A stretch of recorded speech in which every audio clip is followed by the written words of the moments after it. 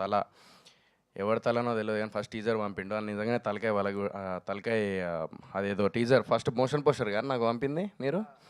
అదే తల ఒక దగ్గర ఉన్నది అన్న, తల అంటే తలలో అందరు తలలు వేసుకుంటూ పోతాడు అన్న అని అన్న. సో తమిళ్లో తల అంటే అసలు ఇప్పటికి కూడా తెలియదు. తల అంటే రీజన్ అంటే లైక్ మీనింగ్ ఏందన్నా? మూవీలో తలనా నిజంగానేనా?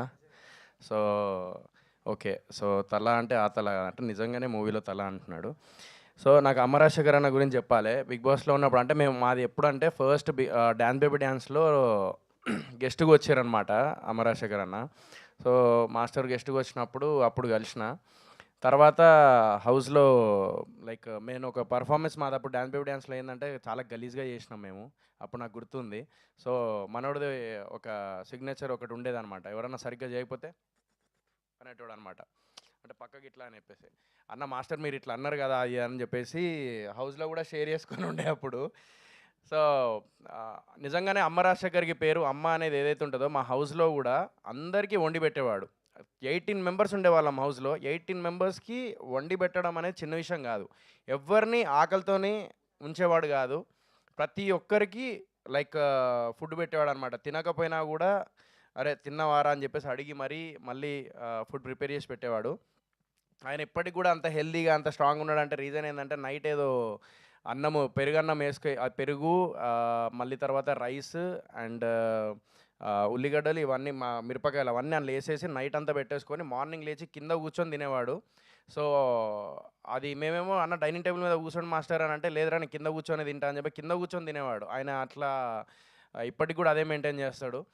సో ఇదంతా పక్కన పెడితే సినిమా గురించి వచ్చేసరికి నేను మళ్ళీ అమ్మ రాజశేఖర్ అన్న అప్పుడు రణం సినిమాలో అప్పుడు మనం ఎట్లా చూసినామో మళ్ళీ కంబ్యాక్ లాగా ఈ తల అనే సినిమాతోని కంబ్యాక్ లాగా అనిపించింది ట్రైలర్ చూడంగానే. నిజంగా చెప్తున్నా, ఇది మనస్ఫూర్తిగా చెప్తున్నా. నేను నిజం చెప్పాలంటే వచ్చేటప్పుడు ఓకే మాస్టర్ లాస్ట్ సినిమా నేను ఒప్పుకుంటా అండ్ మాస్టర్ కూడా ఒప్పుకోవాలి. ఇది లాస్ట్ సినిమాలు కొన్ని ఆ క్వాలిటీ కానీ ఆ అమ్మ రాజశేఖర్ అన్న ఆ బెంచ్ మార్క్ ఏదైతే ఉంటే ఆ మాస్టర్ బెంచ్ మార్క్ ఏదైతే ఉండేనో అది లేకుండే.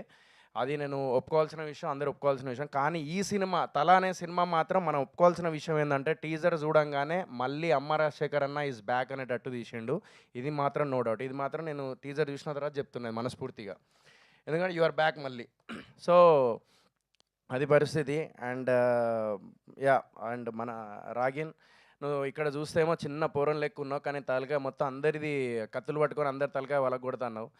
అది అసలు నేను ఇందాకే చెప్పిన నెక్స్ట్ ధనుష్ అవుతాడు మన టాలీవుడ్కి అండ్ కాలీవుడ్కి అని చెప్పేసి ఇందాకే చెప్పిన.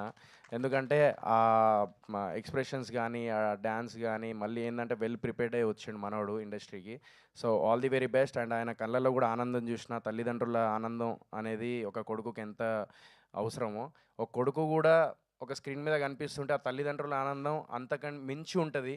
సో ఆనందం వాళ్ళిద్దరు కళ్ళల్లో చూసిన. సో అది హిట్ అయ్యి లైక్ ప్రొడ్యూసర్కి డబ్బులు వచ్చి ఆ హిట్ అయ్యి సక్సెస్ మీట్ పెట్టుకున్నప్పుడు ఇంకా ఇద్దరు లైక్ ఆనందంగా ఉండాలని మనస్ఫూర్తిగా కోరుకుంటున్నాను. We have to support their family and their emotions and their hard work.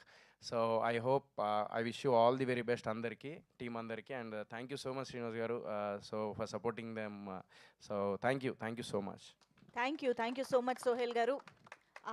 Ashwin గారికి హ్యాండ్ ఓవర్ చేయరా ప్లీజ్. అశ్విన్ గారు ఒకటి పెద్ద గట్టిగానే ప్లాన్ చేస్తున్నా నెక్స్ట్ మూవీ. అది చెప్పొద్దన్నాడు బట్ ఇప్పుడు చెప్తానా, బట్ చెప్తా.